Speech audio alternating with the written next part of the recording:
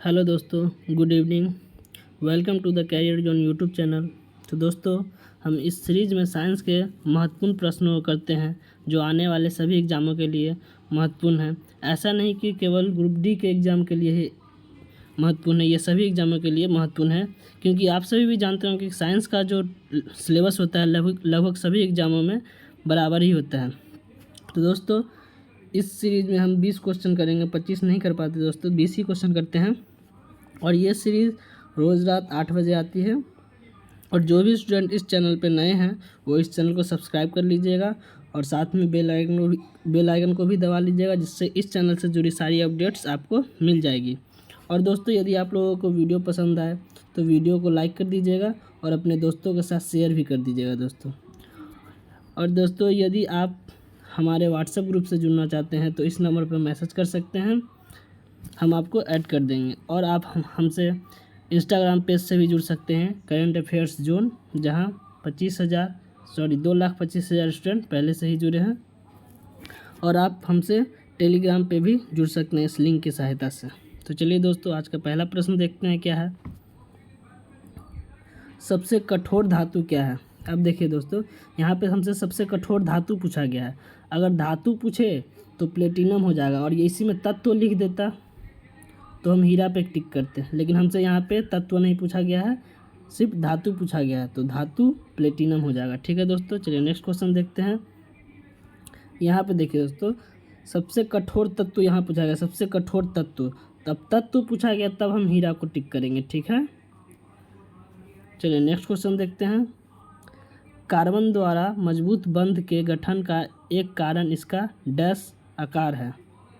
अब देखिए, कार्बन जो बनाता है बंधन वो मजबूत होता है, उसका कारण क्या है? हमसे ये पूछा गया है, जो कार्बन जो बंधन बनाता है वो मजबूत होता है। जैसे मान लीजिए कि कार्बन जो बनाता है CH4 मीथेन के लिए, तो ये जो बंधन है ये मजबूत होता है। इसका कारण क्या है? तो कारण है इसका जो आकार जो है छोटा होता है। आकार क्या होता है? छोटा आकार के कारण इसका जो आकार है छोटा है, जिसके कारण इसका जो बंधन बनता है मजबूत बनता है। ठीक है दोस्तों, चलिए नेक्स्ट क्वेश्चन देखते हैं। कार्बन का कौन सा अपरूप जियोडेसिक ग्लोब के रूप में होता है? अब कार्बन का कौन सा रूप है जो जियोडेसिक ग्लोब की तरह प्रतीत होता है?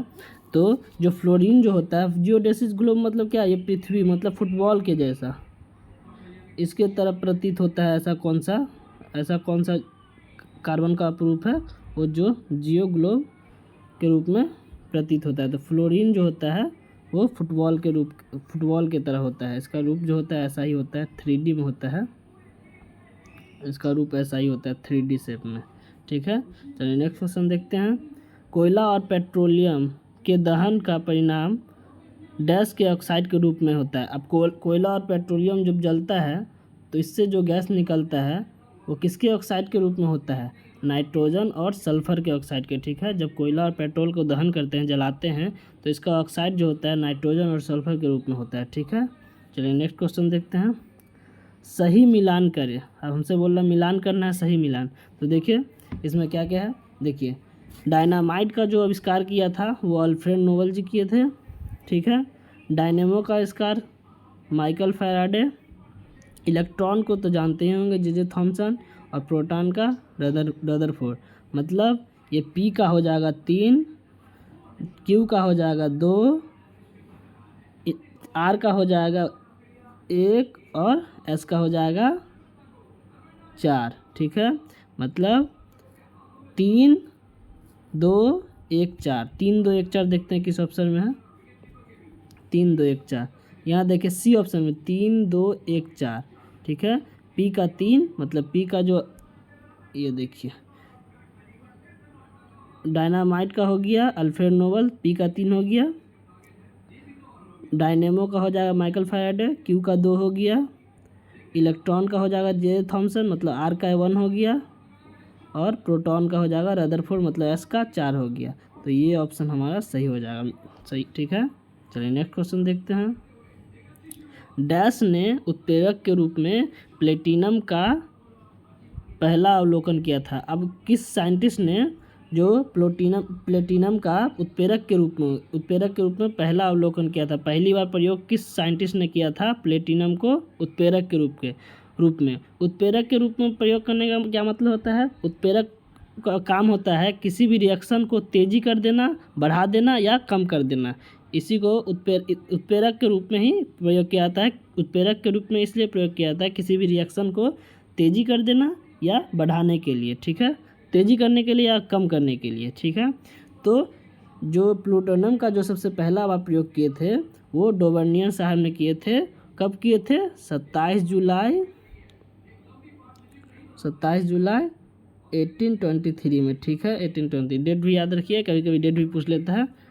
चलिए नेक्स्ट क्वेश्चन देखते हैं। निम्नलिखित में से कौन सा एक अति उष्माक्षेपी है? अब उष्माक्षेपी बोल रहा है। उष्माक्षेपी मतलब जिसमें से उष्मा निकले, हीट बाहर आता है, उसको उष्माक्षेपी बोलते हैं। और जिसमें हीट ऑब्जर्व करता है उसको बोलते हैं उष्माशोषी। ये क्षेपी है और वो होता है शोषी। तो इसमें से पूछ रहा है कि किसमें उष्माक्षेपी मतलब उष्मा निकलेगा। तो देखिए, क्या जल में वॉशिंग सोडा डालेंगे तो क्या उष्मा निकलेगा? नहीं निकलेगा। जल में ब्लीचिंग पाउडर डालेंगे फिर भी नहीं निकलेगा। जल में कॉपर सल्फेट डालेंगे फिर में। लेकिन जब जल में हम कोई भी अम्ल, या सल्फ्यूरिक अम्ल क्यों नहीं, कोई भी अम्ल हो, सल्फ्यूरिक अम्ल तो उससे तो और ज़्यादा ही निकलेगा, लेकिन कोई भी अम्ल हो, जब हम जल में अम्ल डालेंगे तो उष्मा बाहर निकलेगी, ठीक है। चलिए नेक्स्ट क्वेश्चन देखते हैं। एथेनॉल के एक अणु में कितने हाइड्रोजन परमाणु होते हैं? अब देखिए, एथेनॉल का एक अणु में कितने हाइड्रोजन परमाणु। पहले एथेनॉल का सूत्र क्या होता है? CH3, एक मिनट, इसका हम डायग्राम भी बनाएंगे। CH3CH2OH, एक ये भी लिखा जाता है और एक लिखा जाता है C2H5OH। दोनों सेम ही है, ठीक, दोनों सेम ही है। और इसको ऐसे बनाया जाता है C2H5 बनाएंगे, सॉरी 6 बन जाएगा क्योंकि एक OH भी है, ऐसे बनाया जाता है। तो इसमें हमसे पूछ रहा है कि हाइड्रोजन का कितना परमाणु होगा। तो हाइड्रोजन का देखिए, चलिए इससे पहले काउंट करते हैं, पहला से काउंट करके देखते हैं। देखिए यहाँ 3, यहाँ 2, 5 और एक 6 हो गया। अब इससे काउंट करके देखते हैं। देखिए यहाँ 5 और एक 6, यहाँ भी 6 हो गया। अब ये इससे काउंट करके देखते हैं। 1 2 3 4 5 और 6, मतलब इथेनॉल के एक अणु में कितने हाइड्रोजन परमाणु होते हैं? तो 6 हाइड्रोजन परमाणु होते हैं, ठीक है। ये भी सूत्र सही है और ये भी सूत्र सही है, ठीक है। और ये स्ट्रक्चर हो गया, ठीक है। चलिए नेक्स्ट क्वेश्चन देखते हैं। एथेनॉल का क्वथनांक कितना होता है? अभी जो बनाए थे वही एथेनॉल का क्वथनांक पूछ रहा है। तो क्वथनांक होता है 78 डिग्री सेंटीग्रेड, ठीक है। चलिए नेक्स्ट क्वेश्चन देखते हैं। विद्युत बल्ब पर प्रदर्शित विद्युत की रेटिंग 100 वाट का क्या मतलब होता है? आप देखे होंगे कि कोई भी लाइट लाते होंगे घर में तो उस पर लिखा रहता है 100 वाट 220 वोल्ट, 100 वाट 220 वोल्ट, ये सब लिखा रहता है। तो ये 100 वाट का क्या मतलब होता है? 100 वाट का मतलब ये होता है कि वो जो बल्ब है 1 सेकंड में 100 जूल विद्युत ऊर्जा का खपत करेगी। 1 सेकंड में कितना जूल विद्युत ऊर्जा का खपत करेगी? 100 जूल का। इसका यही मतलब होता है। 100 वाट का मतलब क्या होता है? जो 1 सेकंड में वो जो बल्ब है 100 जूल विद्युत ऊर्जा खपत करेगी या व्यय करेगी, ठीक है।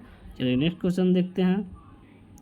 240 वोल्ट और 0.6 एम्पियर धारा वाले एक विद्युत बल्ब की पावर डैश होगी। अब देखिए, एक फार्मूला होता है P = VI। तो हमसे यहाँ पावर पूछ रहा है, तो P होता है पावर के लिए, V होता है वोल्ट के लिए और I होता है एम्पियर के लिए। तो हमसे पावर पूछ रहा है तो पावर का मान निकालते हैं। V का मान हो गया 140 और I का मान हो गया 0.6। 0.6 को हम ये दशमलव हटा के नीचे 10 लिख सकते हैं और 10 का 1 0 से 1 0 हो गया। अब 14 छके 14 का पावर जब 6 बार पढ़ेंगे तो कितना आ जाएगा? 84। तो देखिए 84 वाट, यही हमारा आंसर हो जाएगा, 84 वाट। ये तो ऑप्शन भी नहीं है। एक मिनट दोस्तों, मैं चेक कर लेता हूँ, कहीं मुझसे कैलकुलेशन गलत हो गया हो। 84 140, नहीं, कैलकुलेशन तो सही है दोस्तों। यहाँ क्वेश्चन में थोड़ा मिस्टेक हो गया है। क्वेश्चन ये जो था 140 नहीं था, 240 था। 240 था, ठीक है। अब 240 से एक बार करके देखते हैं। P equal to V I, P निकालना है हमें, V के जगह पे 240 रखते हैं और I के जगह पे 0.6 रखते हैं, पॉइंट हटा के नीचे 10, ठीक है। ये 0 से ये 0 गया, 24 को 6 से गुना करना है, 6 चौक 24 के 4, हाथ में 2, 12 2 14। ये देखिए, ये जो था 140 नहीं था, 240 था, ठीक है दोस्तों, वो मिस्टेक हो गया था टाइपिंग में, ठीक है। तो 144 वाट, ठीक है। चलिए नेक्स्ट क्वेश्चन देखते हैं।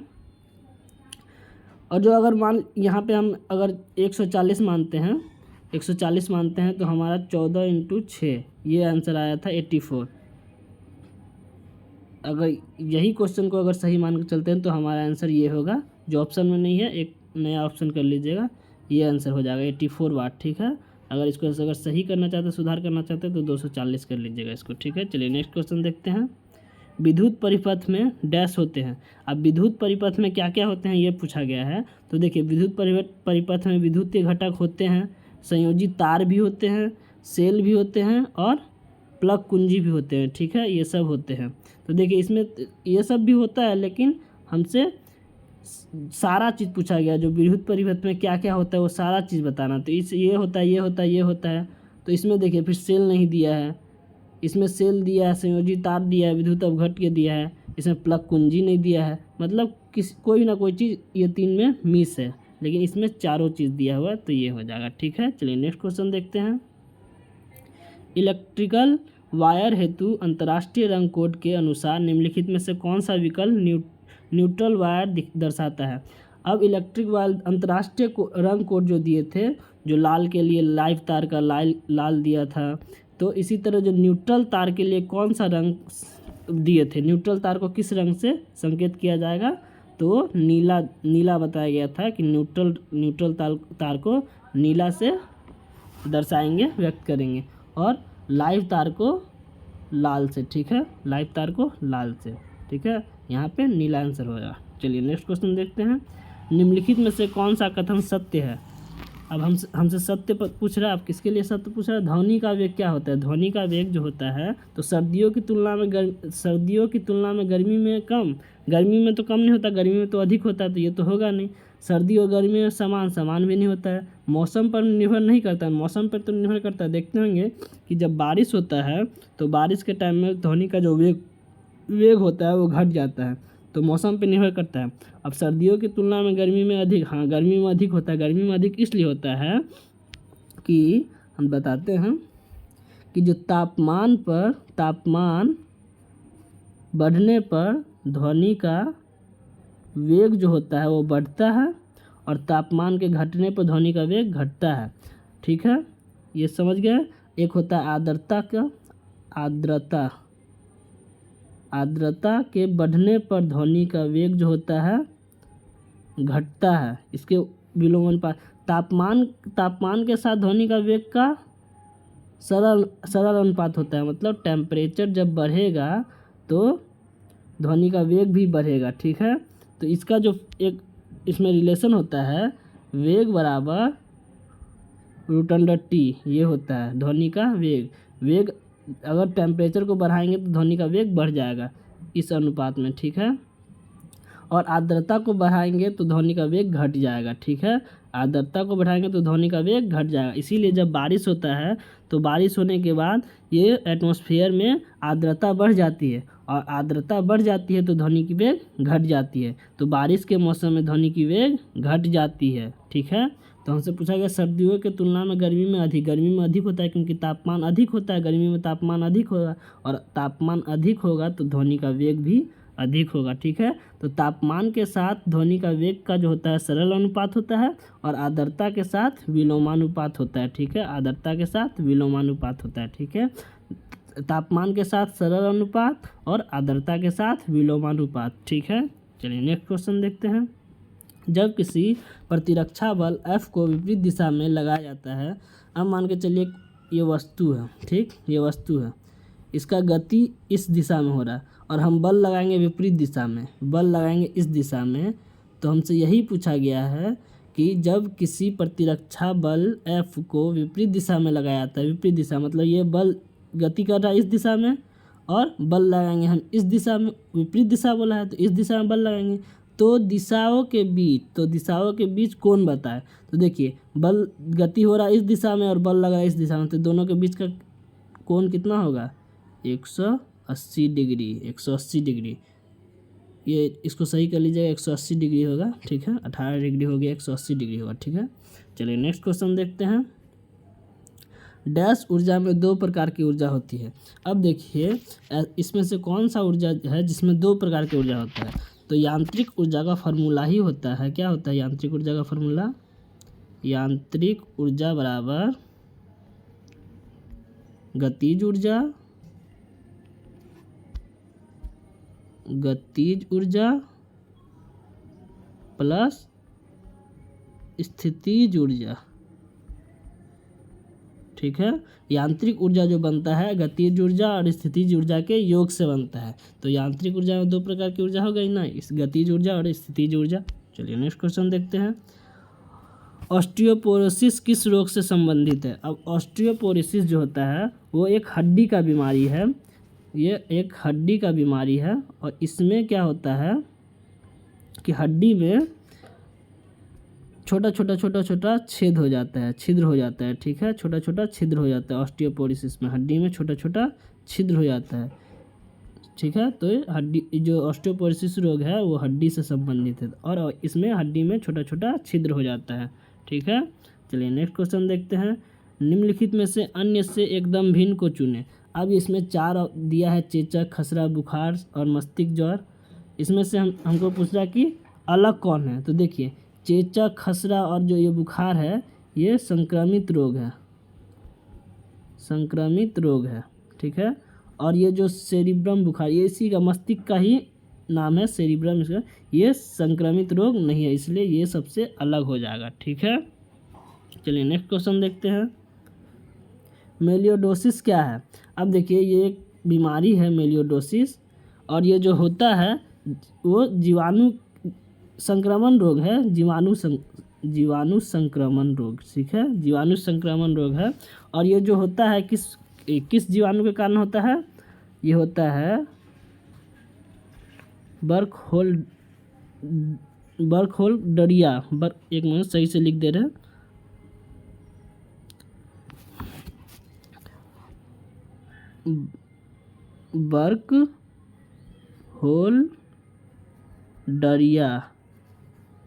बर्कहोल्डरिया स्यूडोमेमेली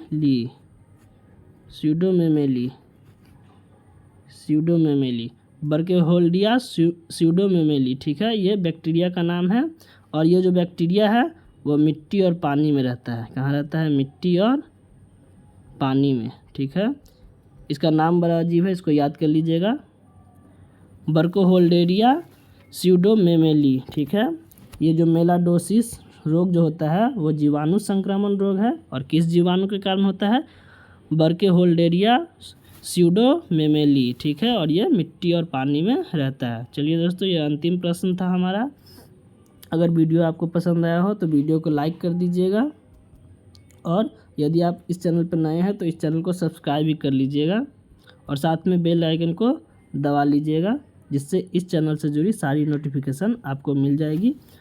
और दोस्तों अपने दोस्तों के साथ शेयर भी कर दीजिएगा इस चैनल को, ताकि वो लोग भी इस चैनल से कुछ सीख पाए। ठीक है दोस्तों, ये हमारा अंतिम प्रश्न था। और तब तक के लिए बाय बाय दोस्तों, फिर मिलते हैं अगले वीडियो में।